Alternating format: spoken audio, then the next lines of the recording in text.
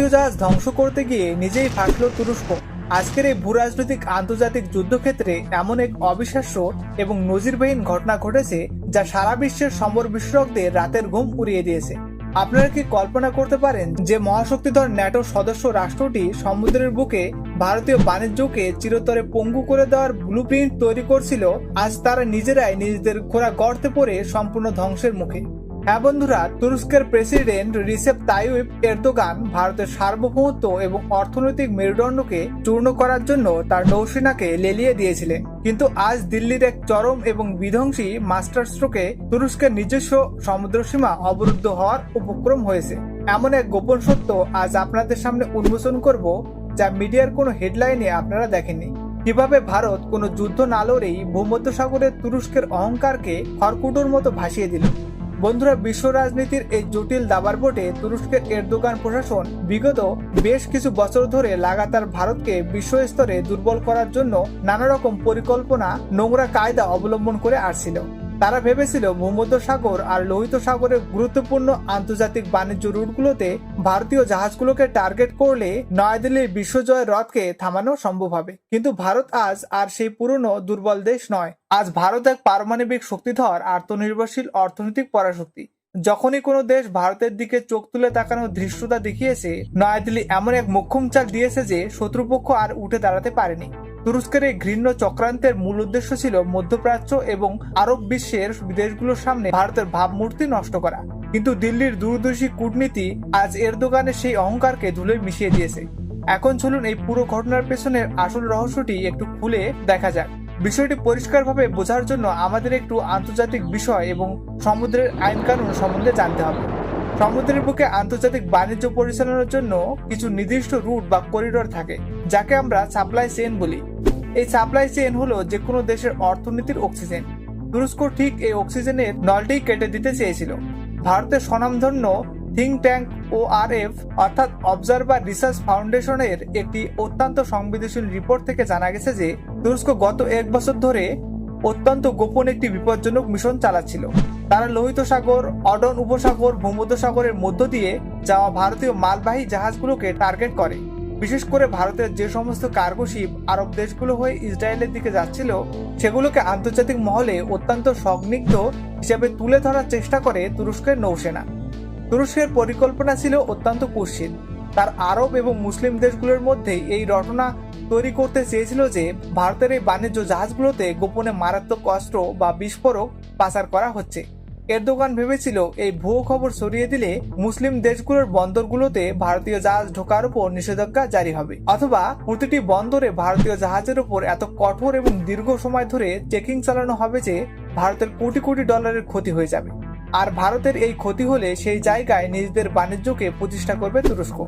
কিন্তু বন্ধুরা, আপনারা কি জানেন এরপর কি ঘটলো?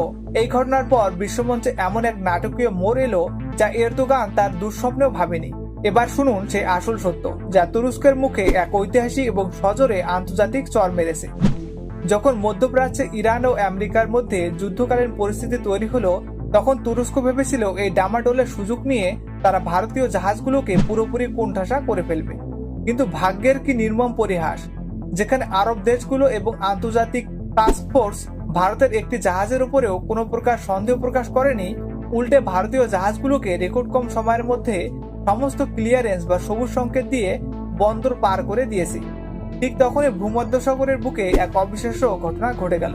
ইউরোপিয়ান নেভাল টাস্ক ফোর্স এবং আন্তর্জাতিক কোয়ালিশন বাহিনী, খোদ ন্যাটোর সদস্য দেশ তুরস্কের নিজেদের মালবাহী জাহাজগুলোকে সমুদ্রের মাঝখানে আটকে দেয় এবং সেগুলোর উপর অত্যন্ত কঠোর এবং নিখুঁত তল্লাশি শুরু করে।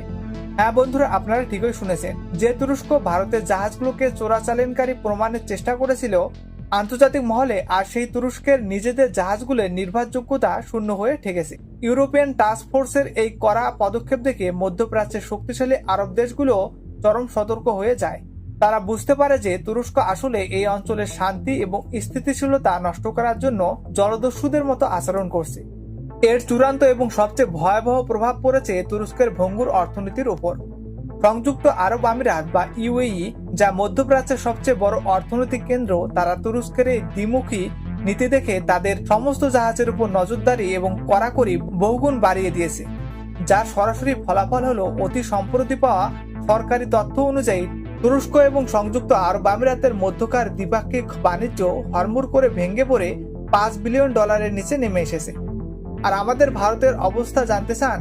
যেখানে তুরস্কের ব্যবসা ধ্বংস হয়ে গেছে, সেখানে ভারতের প্রধানমন্ত্রী নরেন্দ্র মোদীর সাম্প্রতিক দুবাই সফরের পর সরাসরি প্রেস ইনফরমেশন ব্যুরো এবং আন্তর্জাতিক বাণিজ্য মন্ত্রকের রিপোর্ট অনুযায়ী ভারত এবং সংযুক্ত আরব আমিরাতের মধ্যকার দ্বিপাক্ষিক বাণিজ্য $100 বিলিয়ন বা $10,125 কোটি পৌঁছে এক ঐতিহাসিক রেকর্ড সীমা অতিক্রম করে গেছে।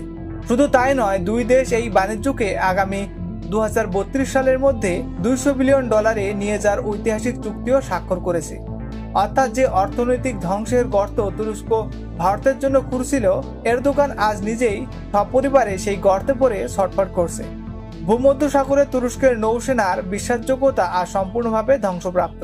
একজন ভূ রাজনৈতিক বিশ্লেষক হিসাবে আমি এই ঘটনাকে নয়াদিল্লির এক অভূতপূর্ণ এবং রণকৌশলগত মহাবিজয় হিসেবে দেখছি। তুরস্কের এরদোগান দীর্ঘদিন ধরে নিজেকে মুসলিম বিশ্বের খালিফা হিসেবে প্রমাণ করার অন্ধমোহে ভারতের অভ্যন্তরীণ বিষয়ে হস্তক্ষেপ করার চেষ্টা করেছিল, কিন্তু তিনি ভুলে গিয়েছিলেন যে একবিংশ শতাব্দীর ভারত কোনো ফাঁপা হুমকিতে ভয় পায় না। ভারত আজ গ্লোবাল সাপ্লাই চেনের এমন এক অপরিহার্য স্তম্ভ, বিশ্ব অর্থনীতি সচল রাখা অসম্ভব।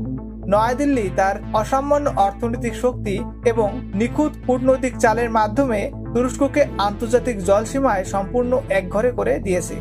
এই ঘটনা বিশ্বের অন্যান্য শত্রু রাষ্ট্রদের জন্য এক কড়া বার্তা। ভারতের দিকে বিষাক্ত নজর দিলে তার পরিণতি কতটা ভয়ানক হতে পারে তা তুরস্কের এই ধ্বংসাবশেষ দেখলেই স্পষ্ট বোঝা যায়। বন্ধুরা, এবার আসা যাক দ্বিতীয় খবরে। রাফাল নিয়ে ভারতের বিরুদ্ধে ষড়যন্ত্র, ফরাসি পাইলটকে কিনল চীন। একজন ফরাসি পাইলট যাকে পৃথিবী বিশ্বাস করত, সেই মানুষটি চীনের হাতে ভারতের বিরুদ্ধে ষড়যন্ত্রের হাতিয়ার হয়ে গিয়েছিল। অপারেশন সিন্দুরের সময় যখন ভারতের আকাশ সীমায় শত্রুরা ভয় পেয়ে কাঁপছিল, ঠিক তখনই এই পাইলট বসে বসে বলেছিল ভারতের রাফাল পড়ে গেছে চীনা জেটের সামনে। আর আজ সেই একই মানুষ ফ্রান্সের গোয়েন্দা সংস্থার হাতে তদন্তাধীন। এটা শুধু একজন পাইলটের গল্প নয়, এটি চীনের তথ্যযুদ্ধের সেই মুখোশ খুলে দেওয়ার গল্প যা ভারতকে লক্ষ্য করে চালানো হয়েছিল। এখন একবার ভাবুন, একজন মানুষ যে নিজে রাফাল উড়িয়েছে, ফরাসি নৌবাহিনীর এয়ারক্রাফট থেকে উঠেছে, সে কিভাবে হঠাৎ করে চীনা যুদ্ধ বিমানকে রাফাল কিলার বলে প্রশংসা শুরু করে দিল? কেন সে অপারেশন সিন্দুরের মতো সংবেদনশীল সময়ে ভারতের বিমান বাহিনীর ক্ষতির কথা ছড়িয়ে দিল? আর কেনই বা ফ্রান্সের গোয়েন্দা সংস্থা এখন তাকে বিদেশি শক্তির সাথে গোপন সম্পর্ক রাখার অভিযোগে তদন্ত করছে? চীন শুধু সীমান্তেই লড়ে না, তারা মানুষ কিনে লড়ে।